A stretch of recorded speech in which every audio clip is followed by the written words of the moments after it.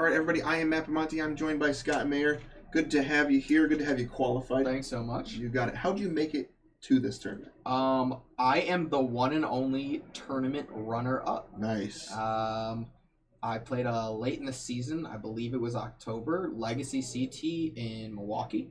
And I conceded to Matt Hoey in the finals, but luckily for me, Matt Hoey was already queued. Yep. So passed right on down to me. Solid. We've seen you a bunch like in previous years on our series. Not a ton this year. Why do you play on our series? I think the series as a whole has really brought competitive Magic back to the Midwest. I just think that the player quality is incredibly high. This is what started as kind of more of like a local 1K tournament monthly has now grown into this series that in 2019 has 5Ks. In this invitational, Andrew Tendrum and Steve Locke both have multiple Grand Prix wins. Yeah. Matt Hoey is a fantastic and incredible player. Joe Bernal, lucky enough to call a lot of these guys friends as well. Yeah. So I think that what you're asking and why everyone should be playing in this series is that you really build some great friendships, as well as you get to play for a good amount of money, and next year it's a lot of money. Yeah. And it's worth the drive, it's worth the time to practice and do everything, and it's really nice because all of those matches that you're playing at your local game stores start to matter. Those hours that you put in Magic Online, Magic Arena, it's really nice that you can have kind of a payoff and that you don't really have to travel to one side of the coast or the other to hit a Grand Prix or hit a Star City. Definitely. Do you have a favorite moment of this year from the 2018 series? I think my favorite moment was playing Matt Hoey in the Legacy portion of the Team CT. It ended up being a draw. Okay. I conceded to Matt in the finals. Yep. Never played him. And then our match ended up in a draw. Sure. But it was like an incredible, epic 40-minute game two of haymakers back and forth. Yeah. That I ended up prevailing there. And then we went to time and the other two matches had finished and Matt's team won. But, it was just a great time. And for the small amount of CTs that I've played this year, it's quite exciting to be here and kind of get to participate in this year-end invitational. For sure. You talked about all the great players in the room. A lot of those guys kind of play the same decks and stuff like that. I would agree. And there's 24 players, obviously. There's all three formats, Standard, Modern, and Legacy. Is there like a bunch of metagame considerations you have to make for something like this? Absolutely. I think Standard is kind of the rock, paper, scissors of the format. You've kind of got a Boros or White Weenie aggro. You've got Is It Drakes, and you've got Deafening Clarion, Jeskai decks. Sure. Fabiano did his thing with Nexus of Fate and bringing that in there, which is a unique twist, but it's still a Deafening Clarion deck. So you're kind of playing it there, and your deck choices kind of represent what you think the better players are going to play, because obviously in this, it is hugely advantageous to win your pod and get locked into that top 8 position. So it's kind of those first 5 rounds. You're just hoping that if you play 1 or 2 rounds of Standard that you can crush there. Modern is just so wide, so that one's a little bit more difficult. I think if you have friends who have some information about what other people are playing, because of course we submitted our deck list before we knew our pods. Yep. You're kind of building against the field, which is what everyone does.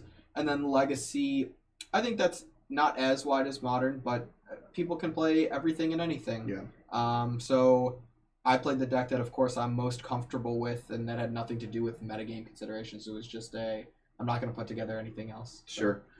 So thinking about that for a second, would you say Legacy is probably your strongest suit? Absolutely. While Legacy is continuing to evolve all the time and the metagame shifts and everything else, I know, my record in NRG Legacy events is 12-1-1 with Nexus Delver. So I'm very comfortable with the deck. And I think I can beat everything no matter what the percentage matchups ahead of time are. Cool. So we talked a bunch about Magic again. Yeah. What do you do with life like outside of Magic? Life outside is pretty fun. I live in the city of Chicago, which is great.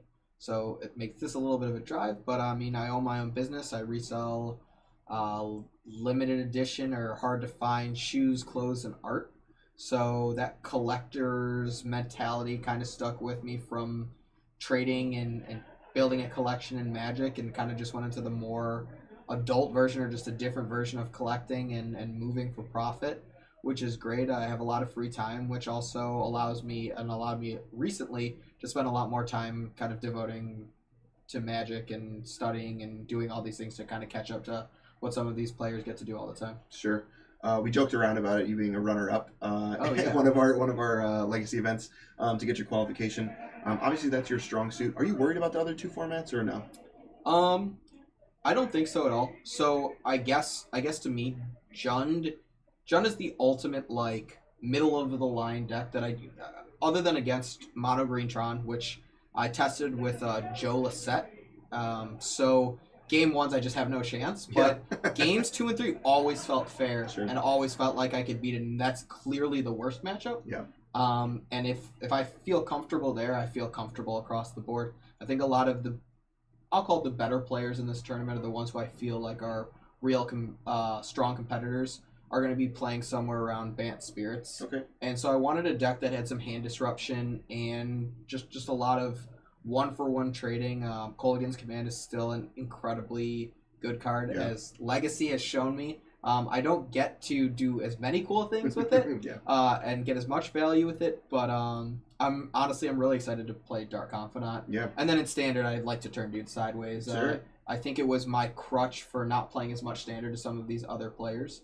Was I can do combat math, and I can play 1/1s, 2/1s, and some pump spells, which is pretty great. Yeah, I think asking the questions is, if you don't know what you're doing fully, if you don't have much time to devote to it, asking the questions and making your opponents have answers is probably a great way to just circumvent a bunch of time having to test something like 100%. And like I said, I mean, while it's rock, paper, scissors, against these control decks in Standard, if you're playing an aggro deck, they have to have the deck clear. If they don't, I feel like you're at such a humongous advantage, because they're sitting around drawing cards and doing stuff like that, and every turn drawing a card could cost them 6 life, 8 life, depending on where I'm at. For sure. Developing my board state. So I kind of just went with the old consistent.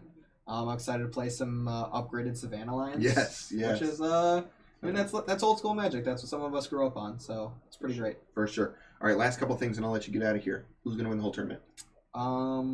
I think that's the October's Legacy runner-up, myself. Perfect. Being the one and only runner-up, you know that I was singled out for a reason. Yeah. And that's what I'm going to represent, all the runner-ups out there. Good deal.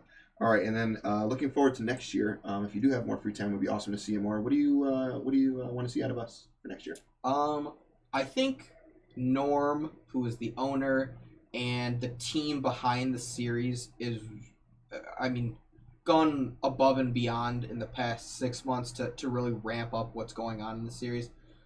You put the prize pool up to 5Ks, which makes it incredible. Being from the Chicagoland area, you're rewarded even more.